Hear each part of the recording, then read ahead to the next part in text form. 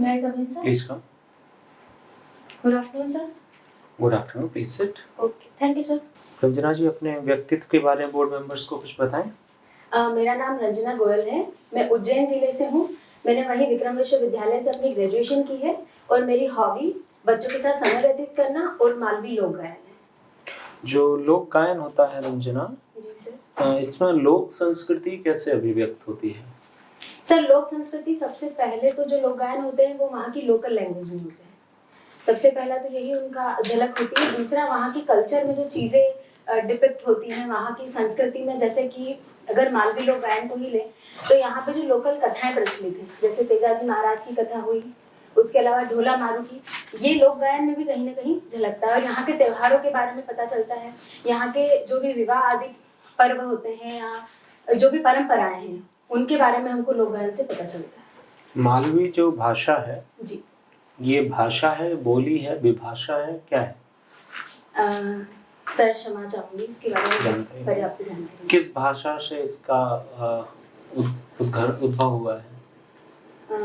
Sir क्षमा चाहूंगी, जानकारी नहीं है। जी सर। मालवी जो लोक भाषा है, इस पर एक शब्दकोश लिखा गया है इसके लिए विशेष रूप से, जानकारी है आपको? जी सर, ये मुझे जानकारी है कि शब्दकोश लिखा गया है, लेकिन इसके बारे में मुझे आगे पर्याप्त जानकारी नहीं है इसके संबंध में। इसकी जो शाब्दिक अभिव्यक्तियां हैं वो हिंदी से कैसे अलग है?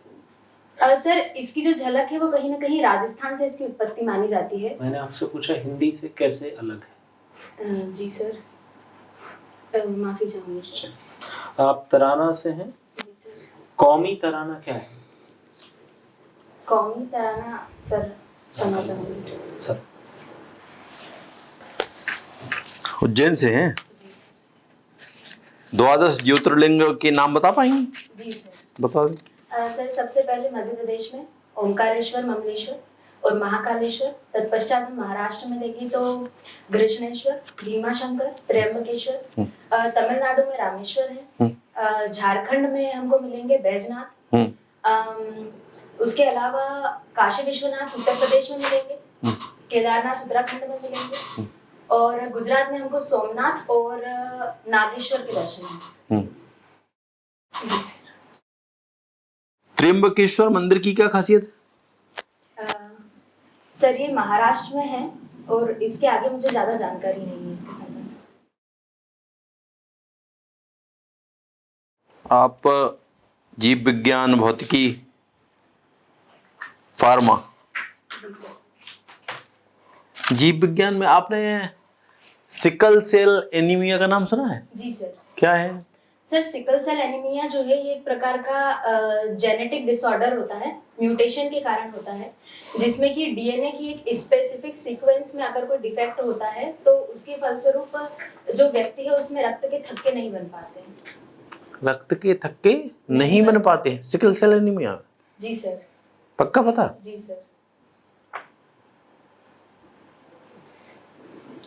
सिकल सेल शेप क्या होता? सर सिकल सेल जो वैसे जनरली आप ये बता दें, जनरली आरबीसी का जो है, जी सर, आरबीसी का शेप किस साइज कैसा होता है? सर डिस्क लाइक स्ट्रक्चर होता है आरबीसी का। डिस्क लाइक होता है। जी सर। और सिकल सेल शेप हो जाए तो कैसा स्ट्रक्चर होगा? सर सिकल सेल उसमें शेप चेंज हो जाता है, कर्व जैसा हो जाता है उसका शेप। इसके फलस्वरूप ऑक्सीजन जो है वो ग्रहण करने की क्षमता कम हो जाती है किसी ठीक है, ठीक है, बिल्कुल। ऑक्सीजन ग्रहण करने की क्षमता कम हो जाएगी। और थक्का? रक्त के थक्के जो है वो उसमें काफी कम बनते हैं, समय लगता है। थक्के कम बनते हैं कि इसकी वजह से थक्का हो जाता? जो स्मॉल कैपिलरी होती हैं, जी जी सर। उनमें चूंकि जो डिस्क शेप का जो आरबीसी है वो तो आसानी से पेनिट्रेट कर जाता है, लेकिन ऊटपटांग शेप वाले जो है उसमें अटक जाते हैं। उसकी वजह से जो है थक्का नहीं आता, बल्कि हार्ट स्ट्रोक होता है उससे। जी सर, क्षमा चाहूंगी, मुझे यही जानकारी थी। आप धन्यवाद सर मुझे करेक्ट करने। ये बताएं, ये किन देशों में पाई जाती है? सर सिकल सेल एनीमिया जहाँ तक मैंने पढ़ा है ये यूरोपीय देशों में ज्यादा पाया गया है अभी तक। यूरोपीय देशों में पाई जाती है? जी सर। क्या अफ्रीका और एशिया महाद्वीप में केवल? सर अफ्रीका के कुछ केसेस हैं और यूरोपियन देशों के भी कुछ हैं। मध्य प्रदेश में अभी जो है इस संबंध में कुछ जो है नया एक प्रोजेक्ट चल रहा है। अभी आज पेपरों की हेडलाइन थी। जी सर। क्या थी? सर मैंने तो आज तो नहीं पढ़ा है आज इसके संबंध में, लेकिन एनीमिया के संदर्भ में जरूर लालिमा अभियान चलाया जा रहा है मध्य प्रदेश में, आदिवासी क्षेत्रों में विशेष रूप से, जहाँ पे बच्चे और महिलाएं जो हैं उनकी संख्या जो है ज्यादा है एनीमिक, तो उनके लिए तो कोई पर्टिकुलर कम्युनिटी में होती है ज्यादा है क्या? जी सर, हो सकता है, हो सकता है, इसकी संभावना है कि पर्टिकुलर जो एनीमिया है वो पर्टिकुलर कम्युनिटी में रहे। इनके कुछ सरकार की तरफ से इनके आइडेंटिफिकेशन का कोई प्रोग्राम है, आपकी जानकारी है? जी सर, अभी जो मैंने आपको लालिमा अभियान बताया है, इसके अंतर्गत जो लोकल लेवल है उसमें आंगनवाड़ियों के माध्यम से और जो आदिवासी क्षेत्र है इनमें विशेष रूप से अभियान चलाए जा रहे हैं और उनको इसके लिए पोषण से संबंधित जानकारी भी दी जा रही है। अच्छा अच्छा, इसका ट्रीटमेंट क्या है? सर क्षमा चाहूंगी, अभी मैं रिकॉल नहीं कर पा रही हूँ। चलिए, अच्छा मुझे ये बता दें, मौर्य काल में जो मूर्ति कला थी, खास करके जो प्रस्तर स्तंभ है, जी सर, उनके बारे में कुछ जानकारी बताएंगे? सर मौर्य काल में प्रस्तर स्तंभ जो है वो मूल रूप से लाल बलुआ पत्थर से बनवाए गए हैं और इनकी विशेषता ये है कि ये एक ही पत्थर से बनवाए गए हैं। इनमें मोनोलिथ है। जी सर, और इनके ऊपर घंटा युक्त आकृति बनाई गई थी। अधिकतर जो स्तंभ युक्त कलाएं जो देखी गई हैं, जी सर। घंटा कैसा, सीधा घंटा, उल्टा घंटा? जी सर, कमल प्रकार की आकृति जिसको कह सकते हैं, उस प्रकार की। तो कमल सीधा है कि उल्टा? सर सीधा। नहीं मालूम है आपको? और इसके ऊपर? सर क्षमा चाहूंगी। नहीं, जो अपने राष्ट्रीय प्रतीक में, राष्ट्रीय चिन्ह में जो लिया गया है वो कहाँ? सारनाथ से। जी सर। तो उसमें किसकी आकृति है? सर उसमें जो है सिंह की आकृति है, उसके अलावा जो है उसमें दौड़ते हुए घोड़े की, वृषभ की और गेंडे की और हिरण की आकृति भी बताई गई है। ये किस विदेशी शैली से प्रभावित है? सर ये मूल रूप से हेलेनिस्टिक कला से प्रभावित कहे जाते हैं। जो ये शैली है ये हेलेनिस्टिक कला से प्रभावित है। यूनानी आक्रमण के बाद में ये कला जो है यूनानियों के फलस्वरूप हमारे भारत में प्रचलित हुई है। इन स्तंभों का वजन, ऊंचाई कुछ है जानकारी के? सर क्षमा चाहूंगी। नहीं। आपने अपनी अभिरुचि में लिखा है कि आपको लोक गायन और बच्चों के समय व्यतीत सही लिखा आपने? सर उसमें मात्रा की गलती हुई है, इसलिए माफी चाहूंगी। बच्चों के साथ समय व्यतीत करने से आपको क्या मिलता है? सर बच्चों के साथ समय व्यतीत करने से सबसे पहली बात जो ये है कि जो स्ट्रेसफुल अभी हमारी जो टाइम चल रहा है उसमें थोड़ा रिलैक्सेशन मिलता है। उसके अलावा उनसे कई चीजें सीखने को भी मिलती हैं, जैसे कि सबसे पहले तो वे जिज्ञासु होते हैं, ऊर्जावान होते हैं बहुत। तीसरा ये है कि उनका जो दृष्टिकोण होता है वो निष्पक्ष होता है। एक और उनमें ये है कि वे हर चीजों में खुशी ढूंढना जानते हैं। उनके साथ हम किसी भी प्रकार, हमारा कोई भी समय हो, चाहे वो अच्छा हो या बुरा हो, हम खुश हो ही जाते हैं। और उनके साथ एक चीज ये भी देखी गई है कि उनकी जो सोच होती है, उनके जो आइडियाज होते हैं वो बहुत यूनिक होते हैं। हम शायद चीजों के बेसिक्स ना ढूंढें, लेकिन वो सबसे पहले उसके मूल में झांकते हैं कि ये क्यों है। तो ऐसी चीजें मुझे अच्छी लगी उनके साथ, इसीलिए। आप फार्मा की विद्यार्थी रही हैं, स्नातक रही हैं। जी सर। तो आपने एमडी ड्रग का नाम सुना होगा कि एमडी ड्रग लेते पकड़ा गया यहाँ से। जी सर। हैं?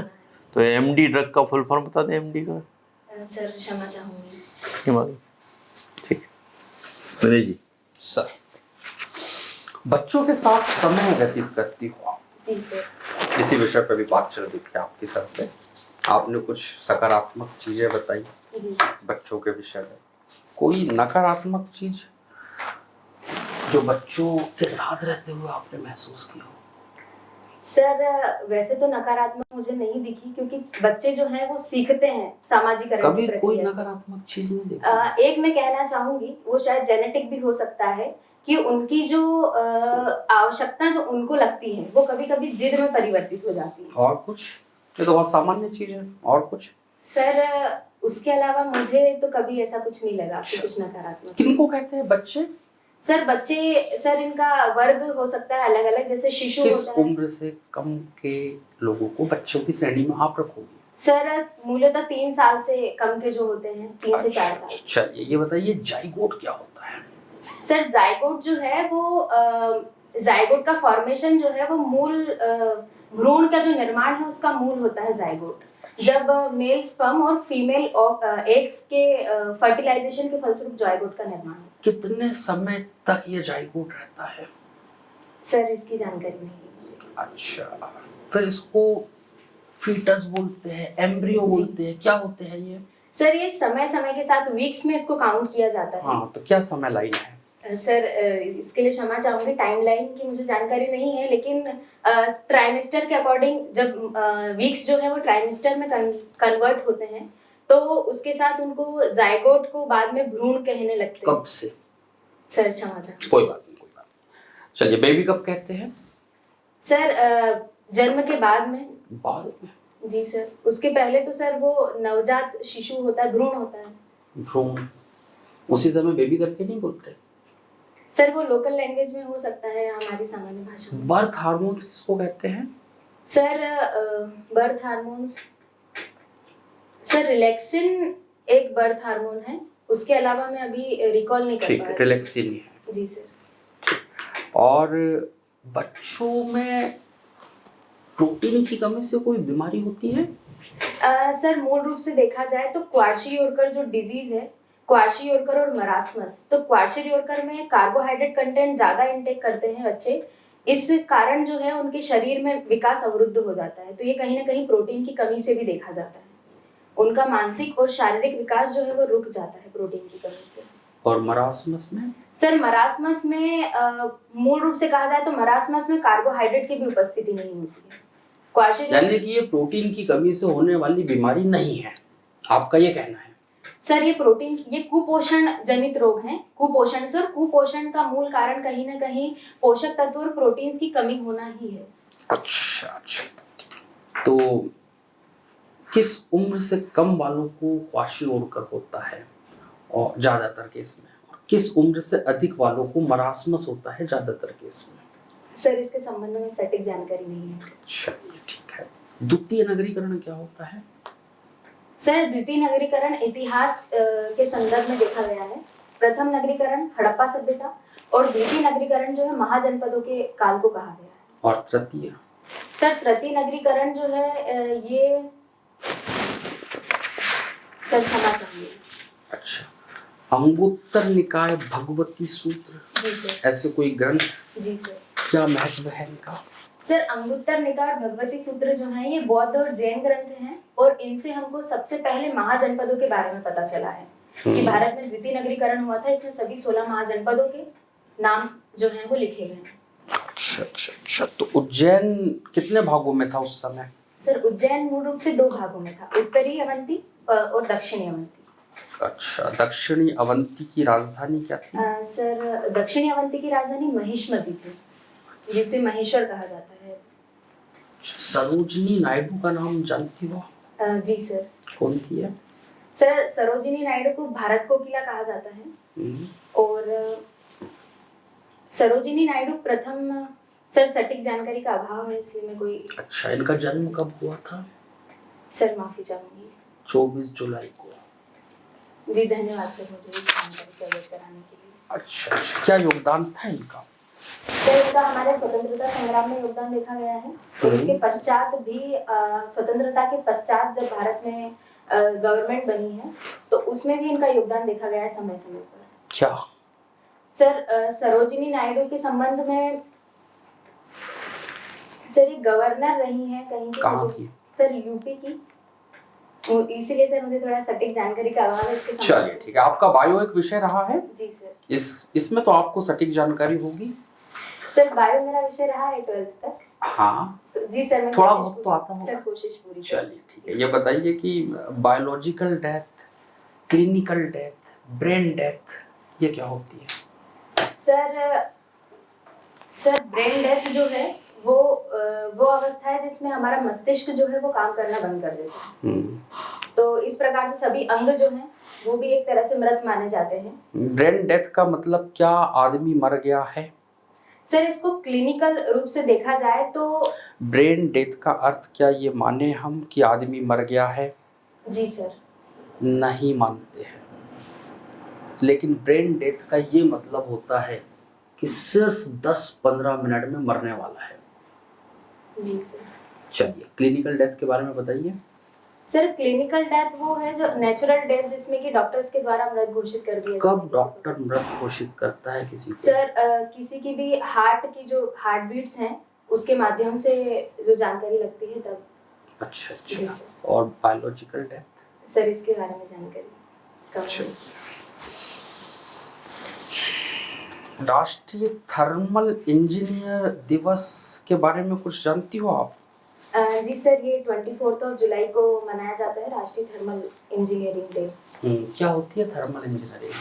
सर थर्मल इंजीनियरिंग मूल रूप से विद्युत जनरेशन है, इलेक्ट्रिक जनरेशन उससे संबंधित है।